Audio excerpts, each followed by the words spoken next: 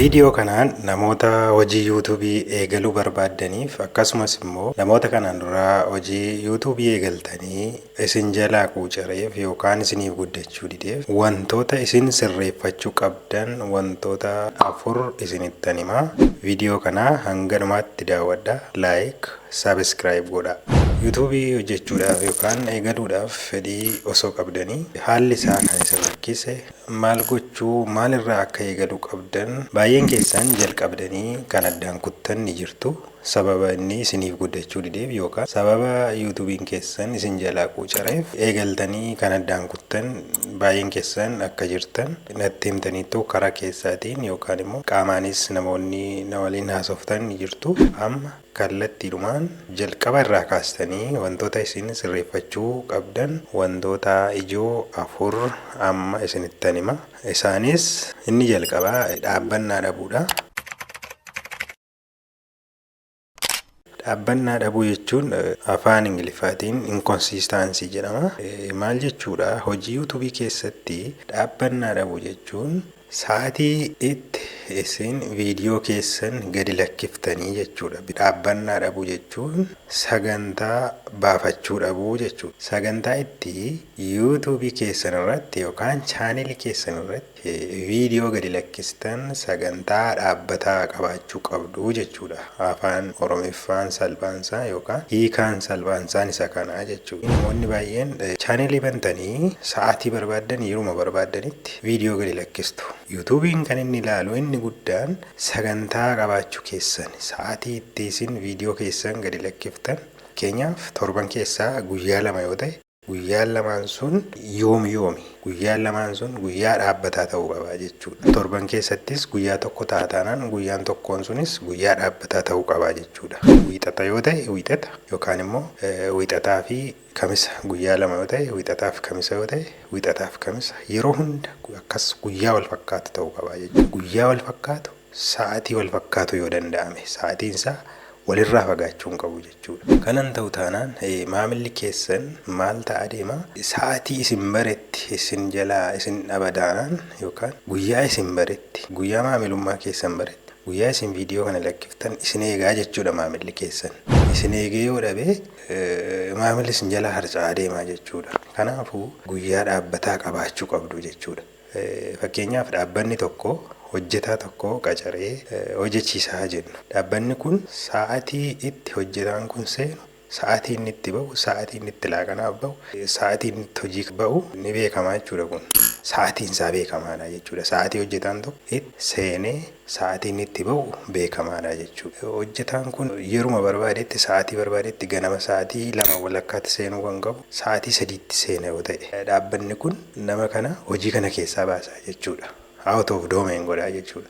Kanaafuu sa'aatiin keessan sa'aatii isitti viidiyoo keessan gad lakkiftan sa'aatii beekamaa ta'uu qabaa jechuudha. Inni lammaffaan qabiyyee chaanelii keessaniiti. Qabiyyeen chaanelii keessanii ifa ta'uu qabaa jechuudha. Jalqabuma chaanelii keessan gaafa bantan ispeesifikaalii yookaan maaliif bantan chaanelii kana? Chaanelii kana maaliif banee jechuu qabdu jechuudha. Baay'een keessan kan isin irratti shawwadamtan iddoo kanatti jechuudha. Namoonni baay'een maal godhu viidiyoo barbaadan viidiyoo argan waraabanii waanuma itti tole yookaan itti fakkaate waraabaniiti chaanelii isaanii irratti gad lakkisu. Inni kun chaanelii keessan isin jalaa ajjeesaa deemaa jechuudha. Maamilli keessan isin jalaa babbadaa deema. Chaaneliin keessan fakkeenyaaf hojii siyaasaati kan isin irratti hojjechuu barbaaddan. Hojii hafuuraa yookaan amantaa wal qabatu yoo ta'e hojii dhimma amantaa wal qabatu.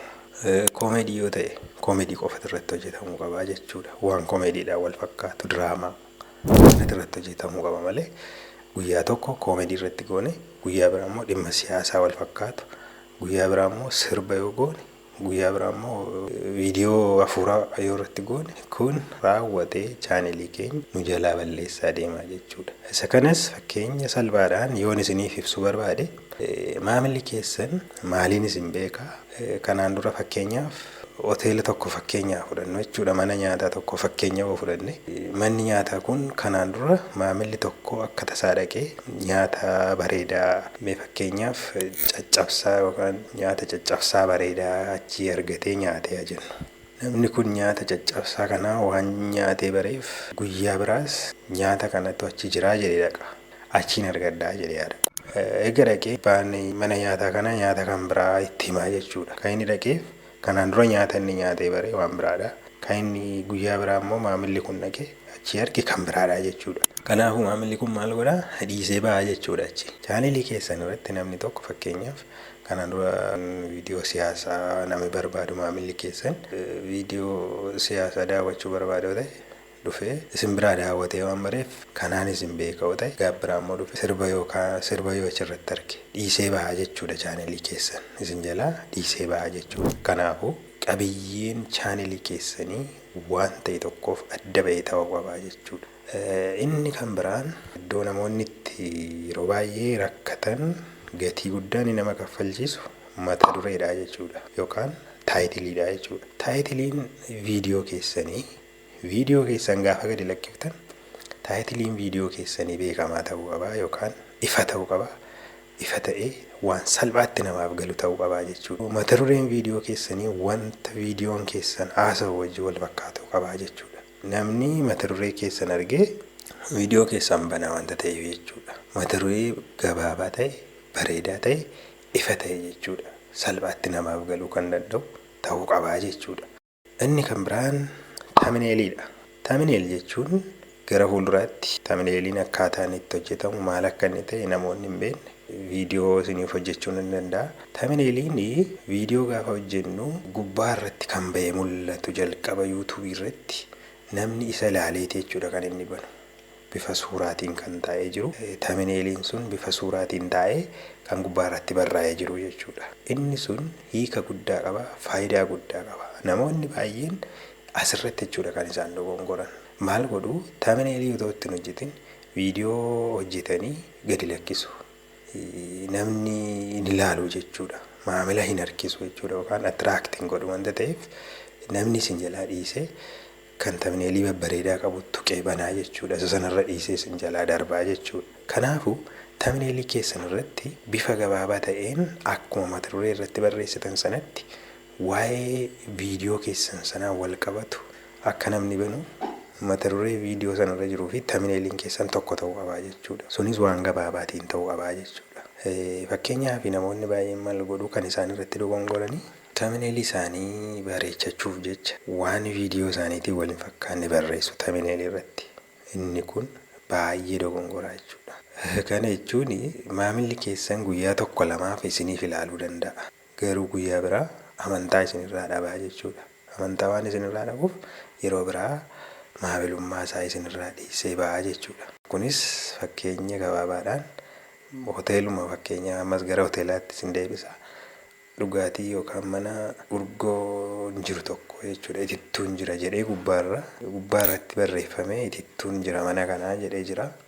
Keessa gaafa seentan garuu itittuu osoo hin taane waan biraatu jira jechuudha. Kanaafuu maamilli maal godhaa? Dhiisee ba'aa jechuudha. Kunis fakkeenya gabaabaadhaan akkasii yeroo biraa mana sanatti hin deebi'u jechuudha namni.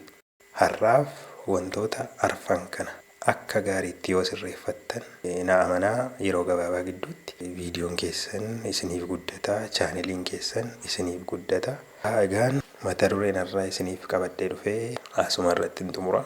Gara fuulduraatti barnoota kanaaf wal fakkaatu barachuu warri barbaadan keessumattuu barnoota yuutuubii afaan oromootiin barachuu warri barbaadan chaanelii kana sabiskiraayib godhaa, laayik godhaa, galatoomaa isiniin jenna.